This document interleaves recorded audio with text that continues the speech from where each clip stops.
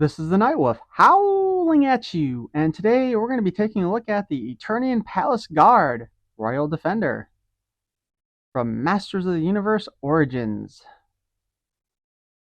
I want to say this is actually the first time we got the appearance of the Skeleton Warriors from Skeletor.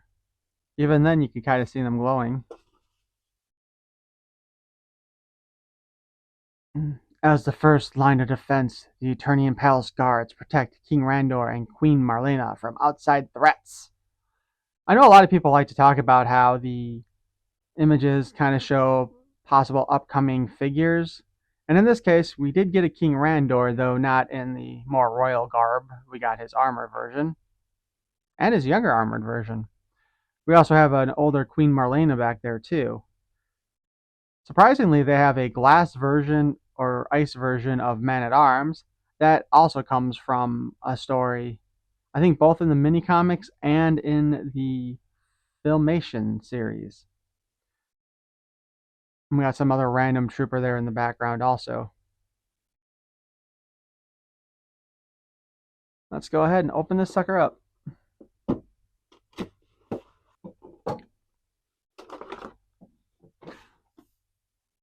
Unfortunately, unlike a lot of other figure sets, the Eternian Palace Guard did not come with a mini comic.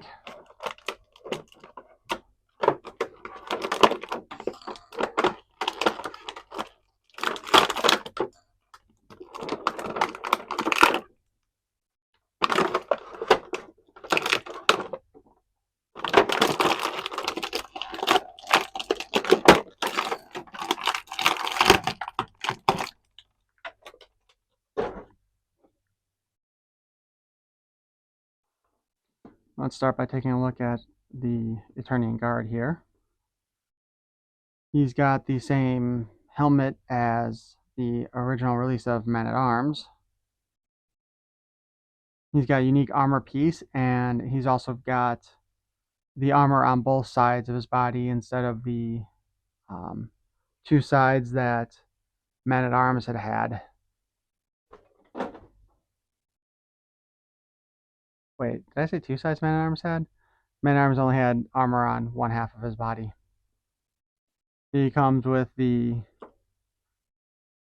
axe and a shield, which of course, the quote shield hand and then the shield, they don't really go well together, to be honest. You just kind of have to force it in there and hope it stays. I really wish they would have given us better setups on a lot of these figures. I'm perfectly fine with having gripping hands in both hands on a lot of these older ones. You can also pull down the thing to kind of reveal the young Man at Arms if you really wanted to. Also, it was the same head used for the snake infiltrators. They didn't bother to create a new head for it. But that's not all, because he also comes with extra equipment. Man at Arms' mace, Man at Arms armor piece, and the young Man at Arms head. So, if you did not get Man at Arms, with a few quick little changes,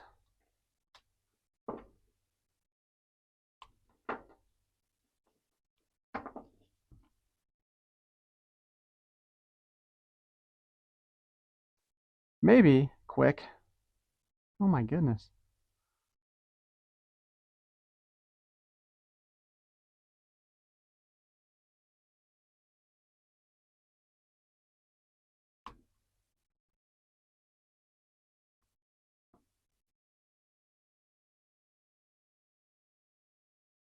You can create for yourself a young Man at Arms.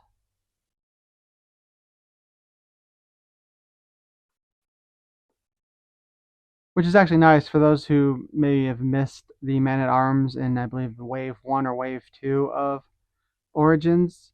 This is actually probably your best way to get it. And to be honest, I think he looks better than the release. Although it would be nice to have the mustached head. But and I don't have the original one, the original release here, but he didn't have all this deco on him. That wasn't painted, and I believe the arm bracers were not painted as well. And of course, this figure does come with the standard articulation of a Origins figure. A little twist, bend, wrist movement in and out, waist turn, head on a ball joint, knees bend at like 50, thighs move in, out, up, down, and all around. We got the nice little foot maneuvering for posability.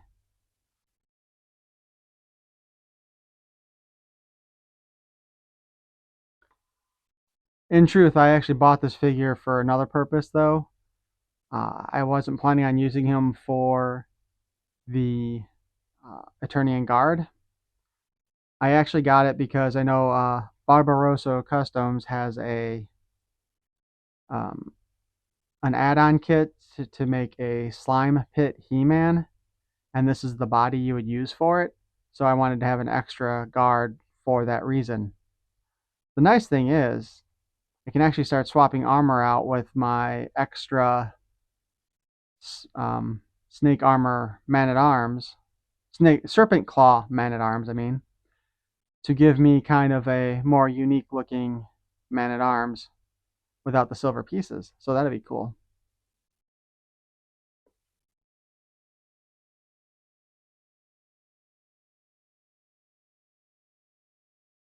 Excuse me, guard. Who are you? And why are you wearing my father's armor? It's me, Tila. It's your father. It can't be. You don't look the same. Well, Oracle kind of did a spell that caused my mustache to fall off. He what? Yes, my daughter. My mustache is gone. No! Anyway, since this is the Eternian Guard, I should probably end this with him as the guard.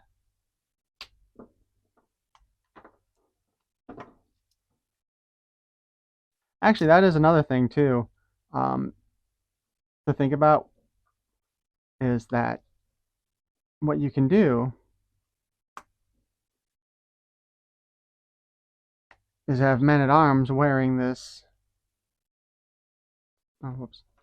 wearing this armor in the Palace Guard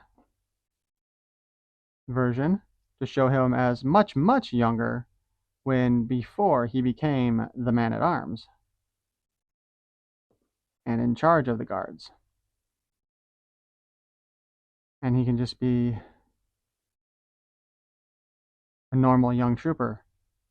And this form would actually go really well with the young King Randor figure from the 2000X series. Anyway, please feel free to like, comment, and subscribe.